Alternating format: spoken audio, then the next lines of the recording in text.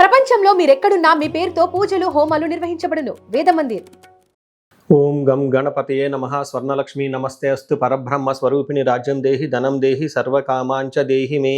గణపతి మనందరికీ మంచి బుద్ధిని సిద్ధిని సక్సెస్ని ఇవ్వాలని చెప్పేసి కోరుకుంటూ, స్వర్ణలక్ష్మి అమ్మవారు మన అందరికీ చక్కగా బ్రహ్మ జ్ఞానాన్ని కలిగించాలని, తద్వారా మనం ప్రతిదాన్ని శోభాయమానంగా చూస్తూ ఎప్పుడు మనకి దుఃఖం అనేది లేకుండా ఉండాలని చెప్పేసి, ఎప్పుడు ఆనందభరితంగా ఉండాలని చెప్పేసి అమ్మవారిని కోరుకుంటూ, అమ్మవారిని అలానే మనందరికీ చక్కగా సమృద్ధిగా ధనాన్ని ఇవ్వాలని చెప్పేసి, భాగ్యాన్ని ఇవ్వాలని చెప్పేసి కోరుకుంటూ, అంతేకాకుండా మనందరికీ రాజ్యం ఖచ్చితంగా ఒక అథారిటీ, పవరు, స్టేటస్, ఒక దర్పం అవన్నీ మనకు అమ్మవారు ఇవ్వాలని చెప్పేసి కోరుకుంటూ, వీటితో పాటుగా సర్వకామార్థ సిద్ధి, మన మనసులో అనుకున్న ముఖ్యమైన కోరికలన్నీ చక్కగా నెరవేరాలని చెప్పేసి అమ్మవారిని మనం కోరుకుందాం.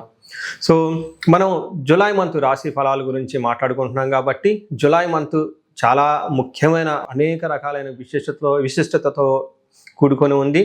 ఇందులో మనం కొన్ని ముఖ్యంగా చర్చించుకుందాం. ఒకటి, ఈ మాసం వచ్చేటప్పటికి ఫస్ట్ 15 డేస్ నిజ జ్యేష్ఠ మాసంతో ఉంటుంది, తర్వాత ఆషాఢ మాసంతో ఉంటుంది. ఈ జ్యేష్ఠ మాసంలో చాలా వరకు పెళ్ళిళ్ళు, ముఖ్యమైన కార్యక్రమాలు ఉన్నాయి. వీటితో పాటుగా ఎప్పుడైతే ఆషాఢ మాసం స్టార్ట్ అవుతుందో ఇందులో చాలా చాలా ముఖ్యమైన పనులు అయితే ఖచ్చితంగా ఉన్నాయండి. ఒకటి మనం చూసుకుంటే గురుమూఢమి స్టార్ట్ అవుతుంది.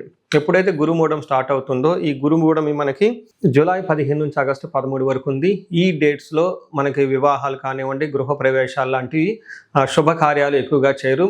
అది ఒకసారి గమనించవలసిందిగా కోరుతున్నాను. వీటితో పాటుగా మనకి ఇంకొక ముఖ్యమైనది ఏమవుతుందంటే, మనకి దక్షిణాయనం స్టార్ట్ అవుతుంది 17వ తారీఖు నుంచి. అక్కడ నుంచి ఇప్పటిదాకా ఉన్న ఉత్తరాయణం కంప్లీట్ అయిపోయి దక్షిణాయనం స్టార్ట్ అవుతుందని గమనించాలి. తర్వాత 25వ తారీఖున మనకి తొలి ఏకాదశి స్టార్ట్ అవుతుంది. దానికి ముందుగా చాతుర్మాస వ్రతం అని చెప్పేసి 4 మాసాలు ముఖ్యమైన మాసాలుగా చాతుర్మాస వ్రతం కూడా ఇందులోనే స్టార్ట్ అవుతుంది. ఇంకొకటి లాస్ట్ అండ్ ఫోర్మోస్ట్ ఇంపార్టెంట్, ఈ 14వ తారీఖు నుంచి 22వ తారీఖు వరకు మనకి చైత్ర మనకి ఆషాఢ నవరాత్రులు అని చెప్తారు. వీటిని ఏమంటారు? గుప్త నవరాత్రులు అంటారు, లేకుంటే వారాహి నవరాత్రులు అని చెప్పేసి చేస్తూ ఉంటారు. ఈ నవరాత్రులు కూడా ఎంతో విశిష్టత కలిగి ఉంది. పర్సనల్గా ఈ 9 రోజులు నేను కూడా చక్కగా సింపుల్గా చేస్తాను, పెద్ద పెద్ద హడావుడిగా చేయకుండా. ఇలా చేసుకునే వాళ్ళందరికీ ఎంతో బాగా ఉపయోగకరంగా ఉంటుంది. లాస్ట్లో ఈ మంత్ మనకి గురు పూర్ణిమతో ఈ మాసం అనేది పూర్తి అవుతుంది. ఇన్ని రకాల విశిష్టత కలిగిన ఈ మాసంలో జ్యోతిష శాస్త్రం ప్రకారంగా కూడాను 3 ముఖ్యమైన గ్రహాలు మారుతూ ఉన్నాయన్నమాట.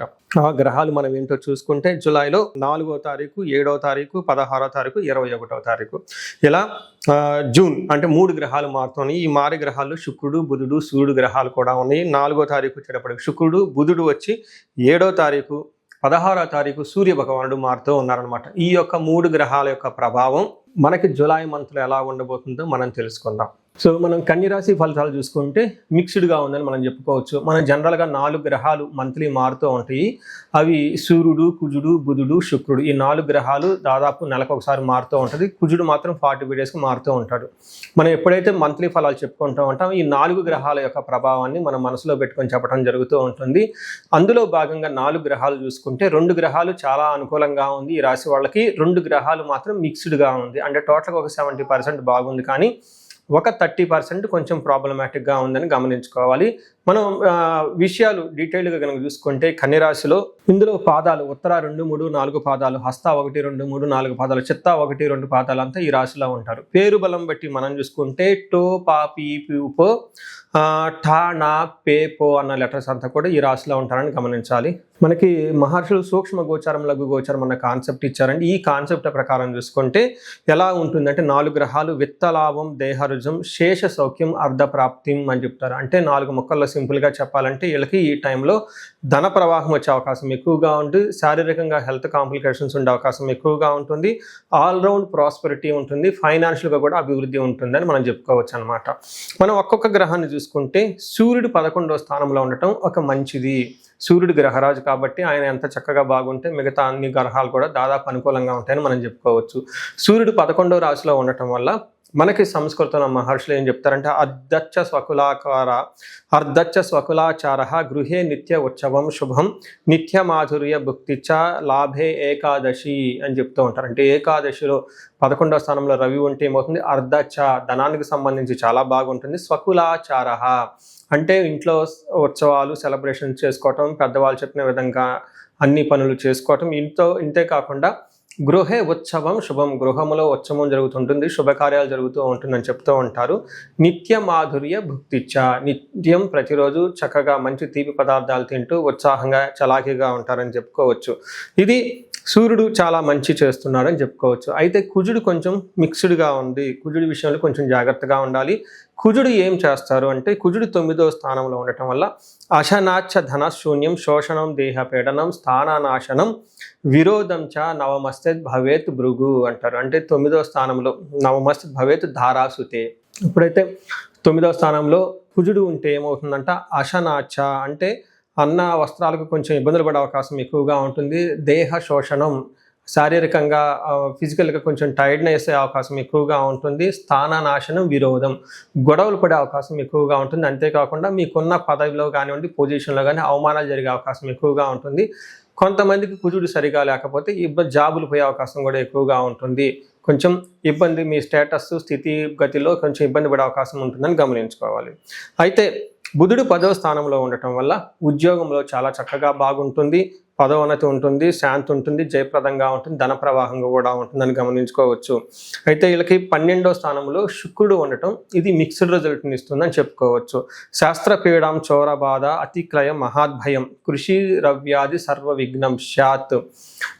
ద్వాదశకే ద్వాదశకే భృగో అంటారు. అంటే 12వ స్థానంలో శుక్రుడు ఉండటంలో సంస్కృత గ్రంథాల్లో ఏం చెప్తారంటే, కృష్యాది సర్వ విఘ్నం శాత్. వ్యవసాయం చేసిన, బిజినెస్ చేసిన అందులో ఆటంకాలు కలుగుతూ ఉంటాయని చెప్పుకోవచ్చు. మహాద్భయం, కొంచెం భయం కలిగే అవకాశాలు ఎక్కువగా ఉంటాయని చెప్పుకోవచ్చు. అయితే ఇక్కడ శుక్రుడు ఏదైనా లగ్జరీ ఐటమ్స్ కొనాలన్నా, లగ్జరీ హోటల్స్కి వెళ్ళే అవకాశము, ట్రిప్కి వెళ్ళే అవకాశాన్ని కలిగిస్తూ ఉంటారు.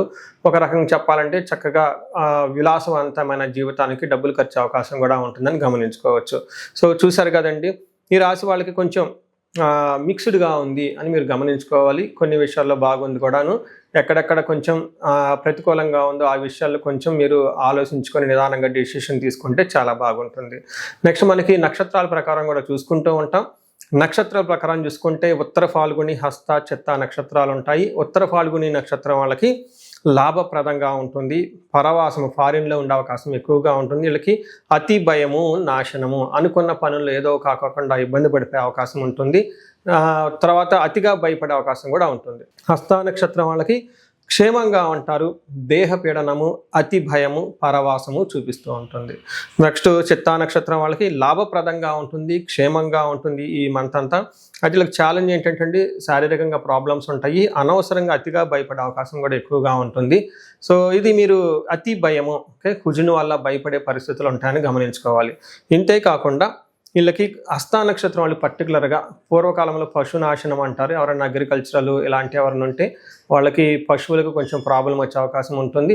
ఇన్ కేస్ సిటీలోను ఎన్ఆర్ఐలు ఉంటే వాళ్ళకి ఉద్యోగాల మీద ఎక్కువ ఉంటారు కాబట్టి వాళ్ళకి సపోర్ట్, రిసోర్సెస్ ఏమైనా ఉంటే అవి సపోర్ట్ లేకుండా ఇబ్బంది పడే అవకాశం ఎక్కువ ఉంటుందని గమనించుకోవాలి. సో ఈ రాశి వాళ్ళకి ఏదైనా గనక పరిహారాలు గనక చెప్పుకుంటే, కుజుడు వల్ల కొంచెం ఇబ్బందులు ఎక్కువగా ఉన్నాయి కాబట్టి కుజుడికి సంబంధించి సుబ్రహ్మణ్యేశ్వర స్వామి ఆరాధన చేసినా చాలా చక్కగా ఉంటుంది. కుజుడికి సంపూర్ణమైన శాంతి పూజలు అని ఉంటాయి. ఈ శాంతి పూజలు చేపిస్తే ఇంకా చాలా బాగుంటుంది. ఇక్కడ శాంతి పూజలు అంటే జపాలు, దాన తర్పణ, హోమాలు అని చెప్తూ ఉంటారు. ఇవి చేపిస్తే చక్కగా కుజుడికి గ్రహానికి బలం పెరిగి చాలా చక్కగా ముందుకు తీసుకెళ్లే అవకాశం ఎక్కువగా ఉంటుంది. పరిహారాల్లో భాగంగా ఈ రాశి వాళ్ళు ముఖ్యంగా నేనేం చెప్తానంటేనండి, ఇది గోచార రీత్యం అంటే గోచార ఫలితాలు అని చెప్తూ ఉంటారు. అయితే మీ ఇండివిడ్యువల్ యొక్క జన్మరాశిలో చూడటం కూడా చాలా ఇంపార్టెంట్.